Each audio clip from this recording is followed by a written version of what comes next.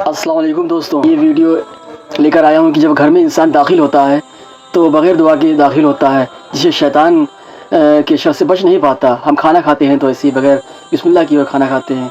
तो इसी के मुतालिक ये हदीस है, आप ज़रा गौर से सुनिएगा कि हज़रत जाबिर बिन अब्दुल्लाह रज़ी अल्लाह तआला अन्हु से रिवायत है कि उन्होंने नबी करीम सल्लल्लाहु अलैहि वसल्लम को ये इरशाद फरमाते हुए सुना, जब आदमी अपने घर में दाखिल होता है और दाखिल होने और खाने के वक्त अल्लाह ताला का ज़िक्र करता है तो शैतान अपने साथियों से कहता है, यहाँ तुम्हारे लिए ना रात ठहरने की जगह है और ना रात का खाना है। और जब घर में दाखिल होता है और दाखिल होते वक्त अल्लाह ताला का ज़िक्र नहीं करता तो शैतान अपने साथियों से कहता है कि यहाँ तुम्हारे रात ठहरने की जगह मिल गई। और जब खाने के वक्त भी अल्लाह ताला का ज़िक्र नहीं करता तो शैतान अपने साथियों से कहता है कि यहाँ तुम्हें रात रहने की जगह और खाना भी मिल गया।